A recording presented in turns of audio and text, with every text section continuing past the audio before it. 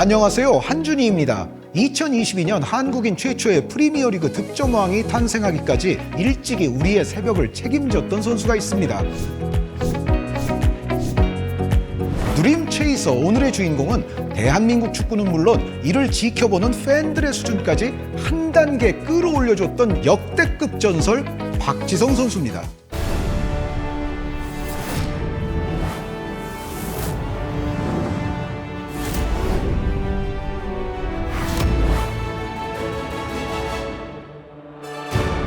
선수 박지성의 일대기는 대한민국의 축구 역사 그 자체라고 할 수도 있을 겁니다. 특히 21세기 한국 축구 역사에 길이 남을 골들이 바로 그의 발끝에서 터져 나왔죠. 가장 먼저 2002 한일 월드컵을 빼놓을 수 없을 겁니다. 특히 조별리그 포르투갈전 결승골은 너무 많이 봐서 공격 전개 과정부터 화면 전환에 이르기까지 모두들 외우다시피 할 정도인데요. 왼쪽 측면에서 이영표 선수가 올린 볼을 가슴으로 받은 다음 볼이 떨어지기 전에 오른발로 트래핑하면서 달려오는 수비수를 완벽하게 속여 넘기고 다시 볼이 떨어지기 전에 왼발로 슈팅. 박지성의 골은 포르투갈을 조별리그에서 탈락시킴과 동시에 전 세계 축구 팬들에게 충격을 안겨준 득점이었으며 기술적으로도 매우 수준 높고 아름다운 골이었죠. 2006 독일 월드컵 조별리그 프랑스전에서의 득점도 기억이 나는데요. 프랑스에게 0대1로 끌려가던 후반 35분 오른쪽에서 설기현의 크로스가 길게 올라오면서 조재진 선수가 이것을 헤더로 볼을 골 에어리어 쪽으로 떨어뜨려 놨고 박지성 선수의 동점골로 이것이 이어졌습니다. 이 장면을 다시 살펴보면 설기현의 크로스가 길게 올라오는 것을 보고 박지성 선수는 이미 중앙으로 쇄도하고 있었다는 걸 알 수 있죠. 튀람과 갈라스라는 전설적인 수비수들 사이에서 좋은 위치를 선점해 만들어낸 영리한 득점이었습니다. 갈라스가 박지성을 놓친 것에 화가 난 나머지 볼을 신경질적으로 차버렸던 장면은 우리 월드컵 역사에서 묘한 통쾌감을 주는 장면이기도 했죠. 박지성의 골 장면 가운데 또 하나 잊을 수 없는 순간은 바로 한일전이겠죠. 2010 남아공 월드컵을 앞두고 열린 일본과의 평가전은 당시 일본의 월드컵 출정식을 겸해서 열렸던 경기였는데요. 특히 대한민국 최고의 스타 박지성의 이름이 불려질 때 사이타마 스테디움을 가득 채운 일본 팬들의 엄청난 야유가 쏟아졌습니다. 하지만 얼마 못 가 전세가 역전되는 순간이 찾아오죠. 전반 6분 박지성이 중원으로부터 볼을 잡고 드리블을 시작합니다. 순식간에 일본 페널티 박스 앞까지 볼을 몰고 올라가는 그를 막기 위해 수비수들이 몰려들었지만 박지성은 그대로 낮게 깔리는 슈팅으로써 득점에 성공하는데요. 그리고 그 어떤 액션도 그 어떤 표현도 하지 않은 채 경기장을 가득 채운 일본 팬들을 바라보며 유유히 그라운드를 질주했던 모습은 6만 3천여 명의 일본 팬들을 순식간에 얼어붙게 만들기 충분했습니다. 박지성은 훗날 이 경기를 회고하면서 당시 일본 팬들의 야유가 너무나 커서 일부러 다소간 건방진 산책 세리머니를 했다는 후일담을 남기기도 했었는데요. 박지성의 산책 세리머니 이후 한일전에서 골을 넣는 선수는 산책 세리머니를 하는 것이 대표팀 안에서 하나의 유행이 되기도 했었습니다. 박지성은 2002 한일 월드컵에서의 맹활약을 바탕으로 유럽 리그에 진출합니다. 그 출발은 은사 히딩크 감독의 나라인 네덜란드였는데요. 머나먼 타국 낯선 선수들 틈에서 어렵게 자리 잡은 박지성이 자신의 이름을 유럽 전체에 세계 천하에 알리게 될 기회가 바로 찾아왔죠. 2004-2005 시즌 AC 밀란과의 챔피언스리그 4강 2차전 AC 밀란의 1차전 0대2로 패했던 아인트호벤은 상황을 뒤집기 위해서는 빠른 득점이 무엇보다 필요했는데요. 경기 시작 9분 만에 박지성이 선제골을 기록하죠. 수비라인 앞에서 볼을 받은 박지성이 전방으로 볼을 끌고 올라가기 시작했고 전방으로 뛰어들어가는 공격수 얀 베네고 오브 하슬링크에게 패스를 넣어줬죠.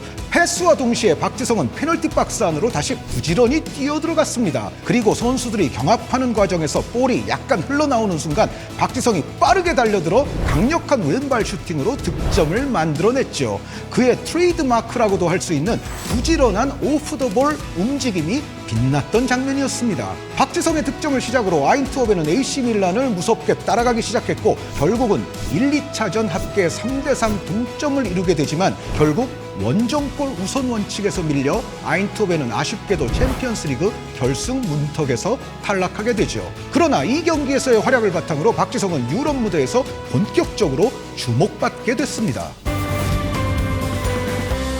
유럽 명문 클럽들에 쏟아지는 러브콜 속에서 박지성의 선택은 알렉스 퍼거슨 감독이 이끄는 맨체스터 유나이티드였습니다. 한국인 최초로 프리미어리그에 입성한 그는 스타 플레이어들이 즐비한 맨체스터 유나이티드에서 자신의 색깔을 잃지 않으면서도 수준 높은 경기력을 선보였는데요. 2010-2011 시즌 첼시와의 UEFA 챔피언스 리그 8강 2차전이야말로 박지성의 커리어에서는 빼놓을 수 없는 한판입니다. 당시 1차전 원정에서 1대0으로 승리했던 맨체스터 유나이티드는 홈에서 열린 2차전에서도 선제골을 넣으며 앞서갔지만 76분 디디에 드록바에게 동점골을 허용하고 맙니다. 원정골 우선 원칙에 따라서 남은 시간 맨체스터 유나이티드가 한 골을 더 내준다면 그대로 탈락하게 되는 상황이었죠. 첼시는 드록바의 골로 인해 기세가 올랐던 반면 맨체스터 유나이티드는 일순간에 분위기가 가라앉았던 상황이었죠. 킥오프와 동시에 맨체스터 유나이티드가 오른쪽 측면으로 공격을 전개하는 그 순간 박지성이 반대편으로 뛰어나가기 시작합니다. 치차리토가 수비수를 끌고 중앙으로 움직이자 박지성이 수비의 빈 곳 왼쪽 측면 공간을 찾아 들어갔고 그 틈을 놓치지 않은 긱스가 좋은 패스를 넘겨줬는데요. 가슴으로 공을 받은 박지성이 왼발로 통렬한 골을 장렬시켰습니다. 한국 축구 팬들에게 영원히 회자될 이 장면은 특히 잉글랜드 현지의 무해설 버전으로도 유명한데요. 실점 후에 조용해졌던 올드 트래포드가 킥오프와 동시에 조금씩 소란해지는 듯하다가 다시 조용해지고 박지성의 골이 들어가면서 올드 트래포드는 이내 거대한 함성에 휩싸이게 되죠. 첼시의 기세를 단 1분 만에 꺾어버렸던 짜릿한 골이었습니다. 애써 드러내지 않아도 숨길 수 없는 박지성의 영웅 본능 덕분에 알렉스 퍼거슨 감독은 중요한 경기에서 박지성을 주전으로 기용하는 경우들이 많았는데요. 물론 당사자인 박지성 선수를 비롯해 우리 모두에게 충격과 실망감을 안겼던 2008년 5월의 어느 날 새벽을 제외하곤 말이죠.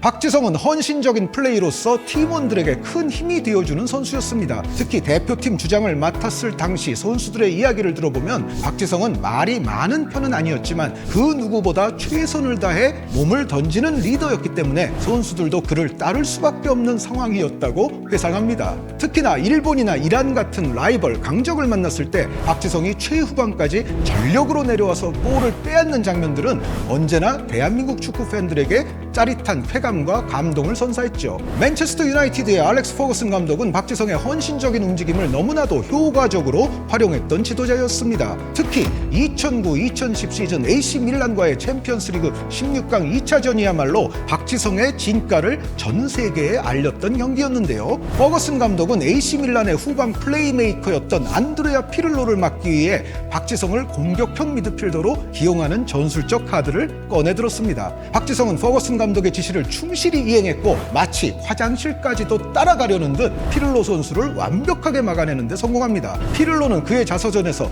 박지성이 마치 무서운 모기와도 같았다는 소감을 남겼죠.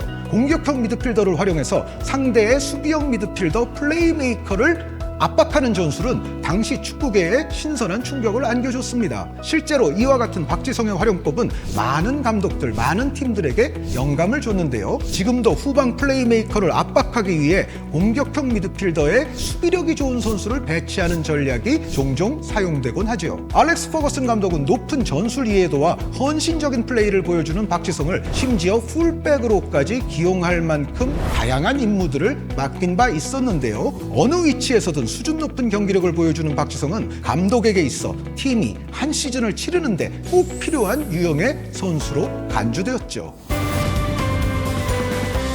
박지성은 선수 시절 내내 고질적인 무릎 부상에 시달렸습니다. 과감하게 몸을 내던지는 헌신적인 플레이 스타일의 영향인지 그의 무릎 상태는 시즌을 거듭할수록 나빠졌고 은퇴 직전에는 경기가 끝나면 제대로 걷기조차 힘들 정도로 무릎 상태가 좋지 않았다고 알려져 있는데요. 박지성은 2011년 아시안컵 4강 한일전에서 정확히 A매치 100경기를 소화하고 대표팀에서 물러났죠. 당시 그의 나이는 불과 31살, 3년 후 브라질 월드컵에도 충분히 도전할 수 있는 나이였지만 장시간의 비행과 이동을 하기 어려울 정도로 오른 무릎이 좋지 않았고 결국엔 태극마크를 내려놓을 수밖에 없었는데요. 그로부터 3년 뒤 그는 현역 은퇴를 선언하고 정든 그라운드를 떠났습니다. 화려하지 않았지만 팀을 위해 몸을 사리지 않는 헌신적인 플레이로서 대한민국은 물론 전 세계 축구 팬들에게 잊지 못할 순간들을 선사했던 박지성. 스스로 열정과 노력의 아이콘이 되어 대한민국 축구 전체에 꿈과 희망을 심어준 사나이.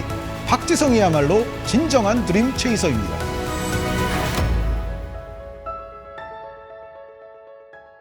챔피언스리그 5회 우승과 월드컵 준우승, 그리고 메시와 호날두로 양분되었던 발롱도르를 수상하면서 세계 최고의 미드필더로 올라섰던 중원의 사령관 루카 모드리치입니다.